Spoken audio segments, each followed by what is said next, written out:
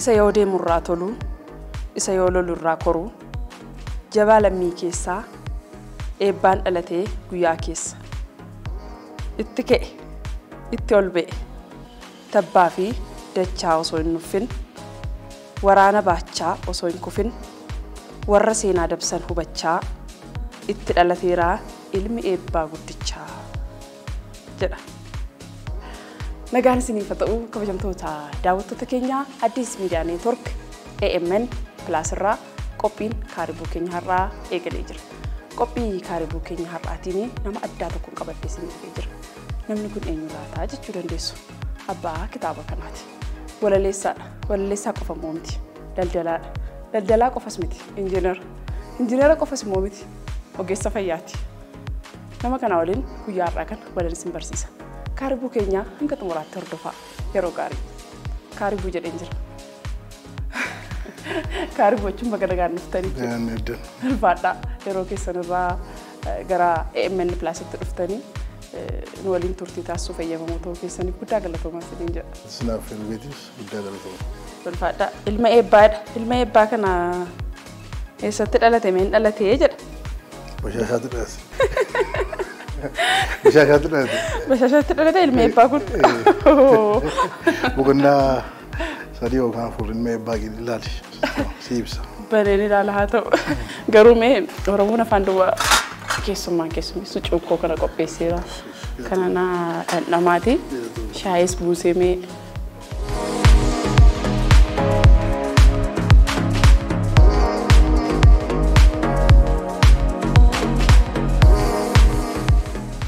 Egaa kabajamtoota daawwattoota keenya keessummaan keenya har'aa Riskuu Kadir jedhama. Riskuu Kadir egaa barreessaadha. Akkuma kaasuuf yaade daldalaadha. Hojii damee garaa garaa irratti bobba'eeti kan inni jiru. Yeroo ammaa kana namni damee tokko qofarraa jiraatee jireenyi kun deemsisuu didira waan ta'eef damee garaa garaarraa baheen hojjedha waan jedha wayii fakkaata. Isaan garuu muuxannoo qabannuuf qooduu isaan waliin yeroo gaarii qabaannaa isin hanga xumuraatti kaaribuu keenya hordofaa. Mee xiqqoo Riskuu wajji daawwattoota keenya wajji wal barsiisna. Riskuun eenyu mee? Riskuun godina Qellem Wallaggaa aanaan Filloo ganda duwwaa tokko gabaa keessa jirutti dhaadhe. Yaa akkuma nama barumsaa sadarkaa tokkoffaa sadarkaa lamaffaa Damdoodootiin baradhee Qellem. Achi dhufee immoo narsiin baradhe. Erga waggaa afur tajaajillee booda. Narsummaan ogummaa jalqabaa jechuudha. Erga waggaa afur tajaajillee booda obboleessi waa'ee fiildiin kun jijjiiramuu qabaa. Jedhee fi akka jijjiiru godhee Jimmaatti immoo advaansii dippiloomaa kootarii baradhe. Baradhee achi injinariingii akkasumatti maastarsiin qabammaa piroojeektii. Yeroo piroojeektii maanaajimentiidhaan maastarsiin dippiloomaa jira. Dippiloomaa irraa kaase. Waggaa tokkoon darbuun kitaaba kana ilmi eebbaa jedhee guyyaa tokkummaa Oromoo eeguudhaaf nama keenyas immoo nama jiru tuunuu dubbuun jiru faarsuudhaaf jedheen kitaaba kana barreessee. Daldalaadhalleeti. Daldalaadhassi. Yaa hojiin kun guddaan daldalaa. Yeroo achuma keessa taa'ee kitaaba kana barreessuun qaba. Oromoon bu'aa buusuun qaba. Jedheen kitaaba kana barreesse. Yaa hojii sana keessa waan tokko jirti. Sana keessa jiru sana gabbiseen kitaaba kana barreesse. Mee ogummaalee hedduu wal faana deemsisuun kun akkamiin ulfaatu mee akkamitti wal simsiistee ogummoota kana hanga kana mara wal faana deemsisuu dandeessanii? Inni ulfaatamu fakkeenyaaf kitaaba naannaa waa barreessuudhaaf tooppikii wayii fudhatee jiru attuma tokko sitti dhufa. Walaloon kun akka wanti miti yeroo sitti dhufu qaba. Yookaan waa taajjabdee waan taajjabde sana barreessita. Ga'anaa barreessuudhaaf kee namni biizinasii tokko natti bilbilatti barbaada jedhee. Addaan kuttee dhiistee deemtu. Tooppikichi sirkaa bade. Akkasii walaloon wanti qopheeffatu sirkaa badee ganaan bukan biraatti yaadda. Dhugumaan ulfaata. Isuma keessa taa'ee garuu yeroo baay'ee yeroon barreessu silkiin cufadha. Saayinsii san kaa akka jara silkiin kun banamee jiraannaa namni biizinasiidhaaf hojiidhatu jira. Nan barreessee tuun barreessuu yoo ta'u walitti yeroo tokko ta'e tuun dubbisuu maal jedhu kitaaba gagaan barreessee bitu ani wayyuun qabu eebbisaatiif iddoo tokkotti qopheesse. Gaafa sana dhaqeen galma eebbaayyuu hin beeku. Maayitanii mucaa erganni nama biizinasii ta'e waan kana barreessee jajjabeessuu qabnaa jedhanii aartii Oromoo keessattis bu'aa tokko buuseera waan ta'eef jedhanii achi waan galma fuudhanii qophii mara xumuranii gaafa eebbatan galma sana argee qophaa'ee naan jedhani.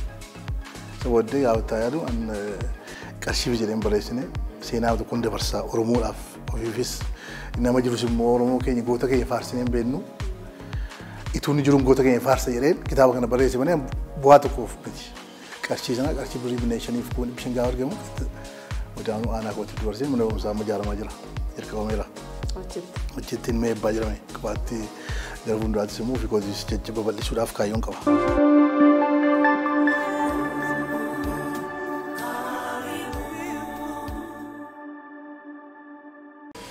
Aartii kana yookaanis ogummaa aartii walaloo barreessuu danda'u kee kana ijoollummaa kaatee of keessatti agartee immoo yeroo keessatti of keessatti argaa dhufte.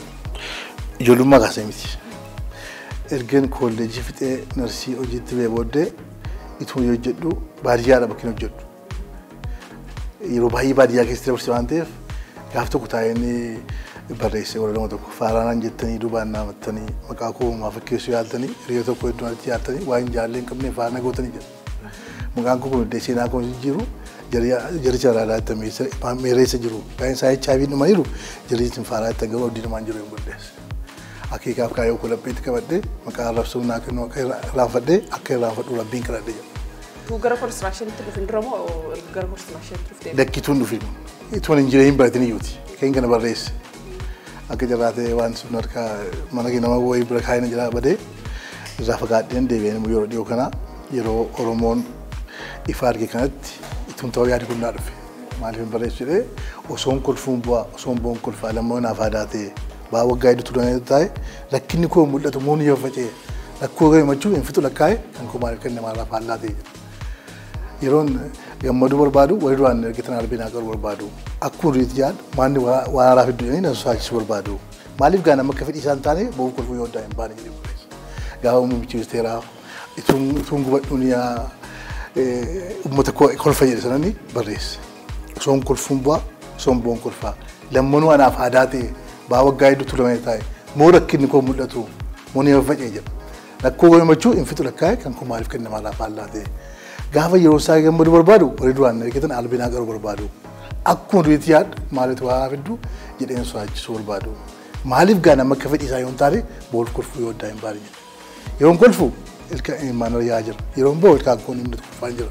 Wal makaatee yaafaraa akkuma fayyaan rakkadheen jira jedhe. Sababni barreessee sumurraa kee wal'ise jechuudha. Mee malti akka taatu maaltu taasise meesiin keessumaa damee garaa garaa irratti kababbaatuuf wanta taasise keessaa maaltu jira? Handuu kaayyoo keessatti namni maaliif waan tokko beektaa jira. Maaliif iyyaan tuttu yoo ta'e hin taa'e otoo baatti nama. Kaatti nama kaayyoo muka tokko. Waa tokko badhee taa'uun jaalladhu. Tuttuquudha hundi masaa tuttee yaadu. Yoo tasaa akka itti fufta. Yoo tasaa akka adeemuuf uumamsiisee bukkee dabarta. Maal akka waan qaba. Situ uumee situ balleessa. Namni uumee sitti laala. Kanaaf wanti dubbisu hin jiru ta'e ta'u tuttuquudha. Jireenya biyya lafaa kana keessatti tuttuquma bareedaadha jechuun maal yaada akkasiin qabaa. Yaalee manni bira ga'ee waan hunduma isaa bira yoo jecha. Andamii ogummaa adda addaa qaba. Tokko ol qaba, lamas qaba, sadiis qaba. Garuu of hin beeku namni. Utoo bareen jedha namni. Ituu yaale waan hundumaa waan fedhe jiru waan biyya lafaa jiru kana ituu yaale namni dandeenya. Taa'uun ta'u maaliif amma achi gaachuu barbaachisaa jireenya waan ta'eef. Yoo kun hin taane kana lammaffata immoo namni seenaaf jiraata. Iddoo waan ofii nyaattee hundi nyaachuu dandeessa qal'aa dabarsa.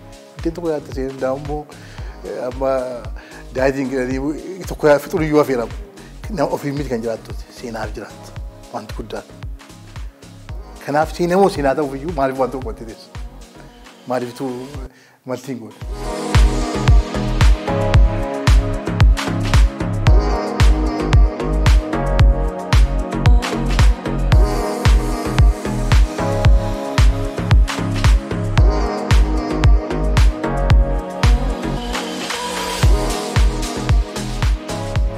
Narraga namni dhukkubeessi yesuma ogeessa fayyaa qabna yoo mana jaarrachuu barbaadan illee kunoo suma jiru yoo aartiidhaan bashannanuu barbaadnes kunoo asumaati. Mee milkaa'inni siif maalimi? Milkaa'inni maaliin madaala? Milkaa'ina jechuun waan hojjetu tokkotti success ta'uu hin jedhan waan hojjetutti waan sana hojjettee xumuru bira caalaa immoo success ta'u adhisus haa tolus feedbackiin isaa negatiivis ta'u positiivis ta'u waan hojjettee sana xumuru. Milkaa'ina. واي بواسات دي شيء واي بواسات بودي كان واي سكسة بري بري كتير كتير وهان ديرك أبديتنا أوبسان تبرو أما أوبسان كم باين إنما أوبسان كم تبرو كده كده itu itu kota apa? Wahang kuda nemu wahang kabe opsan tu buru, opsan kau aja. Yo opsan kau ada mo, ada juga agak murah. Itu debe terus kenal, mereka ini cuma wahang kabe tu buru, wahang itu kalau fatan sana bakal jauh. Malti tak ane ujung cuma kata makas, sana sedemani lalu, kana sedemani lalu, yalo, kejati turte. Jirenya jifachu keset, sun gahini kabat tiada mi. Toko kalau bira macam kon, ati nama amanti tu kau dah nama dua tu kau dah, amanti berisa suka sekali dulu kau ada damiti, nama dua tu kau dah mendaki ati, ati nama dua tadi nan, ojo jette, yuk ala udise sama ide, ati sukses kau tu, ojo nan sukses satu, kejangan untuk, betul, mana ojo tu facung ti. Wan baik cerita orang ini ber, kalau man engineer tu kau, engineer tu ke mana jadi engineer mau antu juga buat, sekarang uji nama medal, uji serka kontan, ati serka ko uji ku serka ko medal lucu kau berarti, nama anta deh, indal baga, uji ampun itu ber, ada bor tu kau itu, amatnya asal tu lah baru mobile bin, sekarang amatur bara kau sinjah kau mau bikin beranjir tahan, sekarang uji ampun ada, kenapa lucu kau uji tu facung kau. Malam kita akan berlesur nama berkasi kita berkenan dengan yang berlesur. Asal tu kore. Iro tu kau mengawa jangan kurale. Kira karatum buin jalan. Kisah bahasanya laki kisah bahasa lagi. Ini sebab aku. Hampir sih nak berlesur ini buah berlesur ini. Nama buah tu bagai buih. Objek hendak ni. Malam mereka. Yo protokol itu enggak jadi orang dah. Objek itu protokol ini. Iro bayi keru. Serka kau memudahkan. Serka kawan tu oji roti. Oji cur oji jiran. Saat ini alkem kutu oji tu betul oji cur. Unna mesti karu teknikali. Mesti itu. Unna yang tu jangan unna juta Amerika yang juru. Mudah mana unna yang juru Amerika. Amerika tu no muras Amerika anda. Jadi, mujangge tu kau unna yang semua oji nenda. Serana tu mana kisah pasal rabe kau usul diguti tak. Teknikali usul kau betul karu. Berbuka lat jangan. Jadi sih tu good distance wanti kita. Karena gerbune hojjenne nan wanti qaalo miti jo sameero agotti. Karena kan mo wage rabbin karan. Saya mo ya rabbin rafisi wangan jenni. Kan rabbi sima bukana. Ilmi ebbaa kun egaa siin barreeffame qarshiinsaa anaaf hin galle wanta kanarraa argamee ijaarsa mana barumsaaf ta'ee jechaa turte. Mee maaltu si kakaase kanaaf? Akkamittis kana yaadde? Dulu magaalaa kitaaba kana barreesse. Bakka seeraa tokko Oromoodhaaf hojjedha. Deebi'ees bakka nama jiru tokko nama amma waa'een muummichi ministeeraa keessa jira. Boqonnaa tokko keessa jira. Nama tokko tuunni jiru faarsuu wayya. Ilmi eebbaa jira. Gosa.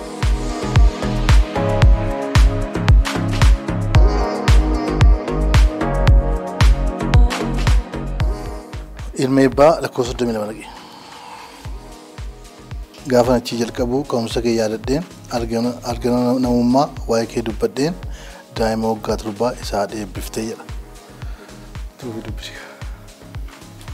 Saarmeen eebbiftee dubbii bara sanaa dhaamsa isaa qabatee deemee gara hiriyootaa gaafa manatti deebi'u harmee ija keessa ilaalee deebi'ee manaa ba'uuf harka harmee isaa qabate.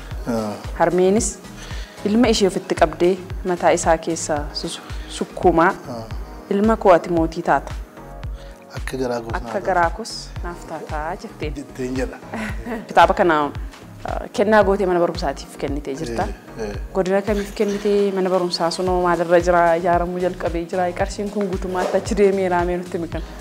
Guutummaatti qarshii deemeera. Hojii jammarameera. Kan duwwaatu taanee mana barumsichaa qarshii kan duwwaatu taanee gara fuulduraatti kan wal biraa kan karoorfadhe qaba. Qarshiin kun guutummaatti dhagee amma jammarameera hojii. Qarshii meeqa? Birii miliyoona 5,500. Jammaramee akkuma sanaan indaa akkaawuntii kootti hin galle. Akkaawuntii dhiyaa kootti katamaa dhibbaatti baadiyaan kun kan baay'ee jaaladhu qarshii isaadha wadaa achitti galee meeshaan bitamee fe'amee amma ijaarsi jammarameetti jira. Aanaan fillootiif hin kenne gadawwan qalla wallaggaa aanaan filloo bakka dhaloota kootiiti. Kanaaf immoo duruma yoo mul'atan qabaatu waan kun iyyuu ta'ini maalin aanaa kootiif godhaa kachi keessaa ba'ee waan jiru mul'atan qaban ture gaafa kitaabni kun qarshiin kun argamu achumaan lafa galma keessatti biriin kun kiisii kun galu jedhee murteesse. Birii jibbeetu hin taane namni yoo birii qabaate biriin jibbu. Garuu seenaa hojjedhe seenaa ofii waan ta'eef seenaa hojjedhe jedheen kana godhe. Yeroo baay'ee ogummaa keenya irraa hawaasa keessa jiraannuuf keessaa dhalanneef amma keessatti hojjechaa jiruuf bu'aa ta'e buusuu namni yaada garuu namni hedduun isaa fiixaan baasu. Bakka sanatti hanqina mana barumsaa sanaa jira sana yaadde moo mee maaf yaaddeen keessa kee maaltu fide kana ka'umsa kana eessaa argatte? Duruma akka maatiitti aanaa keenya waa goonaa jennee amma lafin amma barumsaa ijaarutti kuni xiqqoo mana barumsaa durii lafin turan hin fagaata. Tis kiiloomeetirii tokko wayii ta'a. Safaruma isaatti ijaaramu qabu waan jiru karoora qabu duruma an. Achumaanii mana barumsaa dur baay'een tokko bireessa tokko kakaasee bireessa koo ijaaree jira baasuu waan duwwaa miti. Abbaan qabeenyaa tokko jira bireessi keenya. Maatii maalti kaatan kaa? Innis ijaareera. Anis immoo bakka addaatti lafa kophaatti fudheen ijaaruu jalqabeera. Kanaaf lammii keenya maal sii godha jireenya? Waa faayidaan qabu. Maatii keenya lammii keenya maal sii godha? Eessa jiraatta? Jeeran jiraatama? Mee mana yoo jeerate deemu hin danda'ama? Hin danda'amu. Kanaaf lammii ofii ilaaluun, maatii ofii ilaaluun, biyya ofii ilaaluun, bakka keessaa baatee baruun si galee barbaachisaa waan ta'e jennee yaadnee seenaa addaa hojjenna waan jennu ammayyuu gara fuulduraatti hojjenna. Yoo rabbiin gargaare yaada akkasiis qabna. Ana duwwaa hin taane obboleessi qabus maatiimtu yaada akkasii qaba. Waan addaa jechuu gara fuulduraatti. Manni barumsaa kun sadarkaan irra jiru maali? Hanga inni xumuramee tajaajilaaf banaa ta'u cinanii dhaabattamoo kanumaan xumuramee gargaarsi keekka? Yakki karaa hin xumuramu. Dhugaa karaa hin xumuramu. Karoora guddaan qaba isaaf. Rabbinaan biyya seenaa. Kan duwwaa miti. Kanaaf illee fi addatti fuudhe. Jechuudha amma mana barumsaa keessatti biloogii tokko ijaaruun danda'ama. Salphaadha. Garuu lafa addaa laatamee hin ta'u jedhee karoora guddaan qaba. Mana barumsaa maqaan isaa ilma eebbaati. Ilma eebbaa? Kitaabni ilma eebbaa kuni barreeffamaan qofaatu hin taane sagaleedhaan akka jiru dhagee jira. Seeneffamaan jechuudha. Seeneffamaa jira. Mii gara seeneffamaatti akkamitti dhuftime? Ana miti kan seenesse akka jiraatee mootii abbaa daallee nama mucaa jedhamu tokko jira. Kitaaba kan argee dubbise. Mucaa biyyaati. Maatiidha. Nama safara tokko. Dubbisee ituun hin beekin seenesse. Intu bula garuu itti natti argee anis ajaa'ibsiifadhee namni keenya baay'ee waliin deeggaru waan akkasii irratti beekta. Waartii kana keessa namaa kana biraa hin jiru. Waafuma waan kan biraa hojjettuu jedha namni keessa waan ta'eef. Ofii seensi na ajaa'ibsiifadhe. Mucaa sana baay'een galateeffadhamu. Kitaaba ilma eebbaa boqonnaa 9ffaa mata duree gadaa jedhu waliin dhandhama. Gadaa bu'uura dhugeeffannoo burqaa aangoof siyaasaa utubaa tokkummaa biyyaa gola ogummaa fi beekumsaa taliila yaa jireenya walaabuu diinqa dhugaa jireenya qabu eela namni dhugaa irraa waraabu heera uumamni seera lallabu murtii qajeelaa seera haqaa akkaa fi akeeka safuu dhugaa qeeqa darbee fi ragaa boruu haqa isa jalloota qoru calaqqee xurree uumaa gaaddisa dhala namaa dhaddacha walqixxummaa fi beekumsaa fi ogummaa gaaddisa walqixxummaa sirna bulchiinsa haqaa siin ijaaramnee gabbanne borus siin jirra wal waammannee galma kan seenne seera kee eegee uumamaaf yaadee uumaa isaa yaadatee hayyootaan tumamtee labsamte sammuu qara abbootiin himamte caffeen taa'ee wal waamee seera keen bula addunyaanuu sirna seeraa fi jaatanii yabbuu isa maraa faloo fi fala qabu carii uumamni hundi dhugaaf waraabu qulqulluu walaba walaabu eertuu qaroomaan hangafummaa madda diinagdee fi hawaasummaa icitii tokkoomuu fi tokkummaa qaccee labata 8 gadooma imala hayyichaa walooma gaaddisa foolichaa gadaan gaaddisa walaabi walaboomtu gadoom ta'ati ambaa firaanuu hin qabu qeeqa nadhii ogummaa seera haqaa haqa dabe falmee baasa dhooqaa lallaba ayyaantuu karaa waaqaa jila ittiin baalliin kabajaan darbu sirna aangoo lakkoofsi baraa fixu sirna alangeen biyya bulchitu sirna haqaa wal dhabdee nagaan furtuu tokkicha miixuu addunyaa utubaa jiruu haqa jireenyaa gumaan yoo badee kan muru beenyaa morkataan qabu sirna keenya gadaa gaaddisa uummataa warra beekutu sonee barata warra beekutu ittiin jiraata gadaa jalatti wal hubata barreessaan Risquu Kadir yookaan Mustafaa sagaleessaan an mootii abbaa daaleeti. Kitaabni ilma eebbaa kuni aartii akkasumas barreeffama Oromoo guddisuun cinaatti illee akkasumas immoo hawaasa isaatiif bu'aa buuseeti kan inni jiru. Sababni isaa nama dhuunfaaf otoo hin taane hawaasni akka irraa argatuuf bu'aa akka irraa buufatuuf taasistee jirta. Kun dhugaa dubbachuuf waan si galateeffachiisudha. Kuni kitaaba kan biraa barreessuuf karoora qabdaare kanaaf. Ammayyuu kitaaba tokko aanaadhaaf barreessaniidhaan jennee nama Kunchudinaa jedhamu innis kitaaba tokko duraan dhagaa feeruu barreessee jiru. Toopikii fudhannee jammaree turre. Xinnoo biizii rakkaatee wantichi yeroo barbaadame ture kuwan isa dubbanne. Jammaree boqonnaa lama sadan tokko barreessee jira as keessa jira. Aanaaf laanne jennee barreessine kana. Aanaan eebbifatu galii mattisiisaa bu'uuraaf lama taa'ee dubbanne jira. Kita barreessine xumura waan jiru yaada qaba. Adeeratu fagaatu malee yeroon. Kita barreessuu qabeetta. Idiitii gochuun cimaadha barreessuu mitiiti. Kira waan baay'ee barbaada nama sadii afurtu idiitii godha. Kanaaf jammareera. Boqonnaa sadii barreesseera. Garuu boqonnaa kudha wayii kan naaf kennamee jiru. Innis akkas boqonnaa kudha wayii fudhatee jira. Gara fuulduraatti dheeratus gabaabbatus kitaaba ta'uu qophaa'aa jira. Gara fuulduraatti garuu kan hin taane gara asoosamatti duraan keenya jalqabe asoosamni jira. Kennaa kan jiru. Gara isaattis nan barreessu waan jedhu. Asoosama kanas ni yaaltachuu. Namni kora. Yaalaa jira.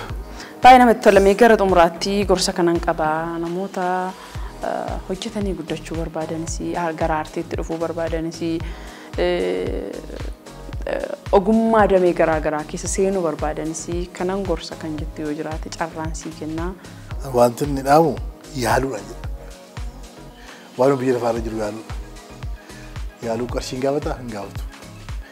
Yaaluudha waan sammuu kee namaa keessa jiru. Amma baay'een aartii kan qaba. Namni beenu jira. Garuu keessa jira jimjeetaa. Shaakaluu yaadne kanaaf shaakalaa waan sammuu keessa jiru qarshiin barbaadu. Kun ammoo waan barreeffamudha. Yaaluudha. Waan namaa dhaamu. Yaaluu so'achuu hin ta'u. Itti bubanii ilaaluudha. Yoo ta'e baate namoonni bisuun ta'u dhiisee bukkee dabbuudha. Kanaaf yaalaan jira. Akka kana damee garaa garaa irratti bobba'uun kee kun immoo jireenya kee keessatti maal naa dabaleera maal na fayyadeera jettee yaadda gama kanaanis mee yoo dhaamsa qabaatte. Tokkoffaa damee diddaa yaaluun guddina fida. Dambisilaa waa lamaaf jaata biyya lafaarra jira. Tokko guddina biriitiif qarshiin guddatee jireenya gaarii jiraachuu lammaffata maqaadha. Maqaa gaarii barbaadamti namni jaangee tokko dhalatee maqaa gaarii qabaatu barbaadda. Kanaaf maqaa gaarii sinaa kenneera. Tokkoffaa immoo kitaaba barreessuuti waan itti keessatti bartu obsa. Bakka yeroo baay'ee fudhataa barreessitii kaatee bal'eessitaa kun hin ta'u yaadee kun hin ta'u jettee. Yoo nobsin waantu kanatti rakkisee biyya lafaa lama jiraadhaa jettee dhiisti. Kanaaf obsa guddaa. Namni kitaaba barreessu obsa. Yaada tokko fidaa yaadni ta'uu didama. Yaadni kun yookaan poolitikaalii mootummaa jiruutti dambuusaa yookaan immoo aadaa keenya miti yaadni kun safuu cabsaa yookaan immoo yaadumti kun yaada taraadhaa jettee balleessite. Barreessite kaatee biduukii afur shan barreessite kaatee haa lakki tooppiin kun hin ta'u. Amma tooppikii keessaa tooppikii sadii afur kan hin baafee jira. Haa kun aadaa keenya wajjin deemu safuu Oromoo cabsee jedhame. Kanaaf namni obsa hin qabne kitaaba barreessuu isaan cimu. Obsa barta keessatti. Baay'ee galatoomii yeroo kee qaalii kanarraa gara istiidiyoo keenyaatti dhuftee haala kanaan turtii kana fakkaatu nu faana waan taasifteef guddisnee si galateeffanna. Anis immoo naaf feeruu keetiif yeroo naatte baay'ee si galateeffadha. Egaa kabajamtoota daawwattoota keenya kaaribuu keenya har'aatiin nama ogummaa garaa garaatti bobba'ee jiru daldalaa, injiineera, ogeessa fayyaa akkasumas barreessaa kitaabaa nama ta'e qabachuudhaan muuxannoof ogummaa isaa bu'aa ba'iinni keessa darbee isa waliin turtiin taasisne egaa kana fakkaata ture. Isinis filannoo keessan AMN+ qophii qorii dilbataa waan taasifattaniif guddisnee isin galateeffanna. Torbee keessummaa biraa qabadheen dhufa. Hanga sanatti horaa bulaa.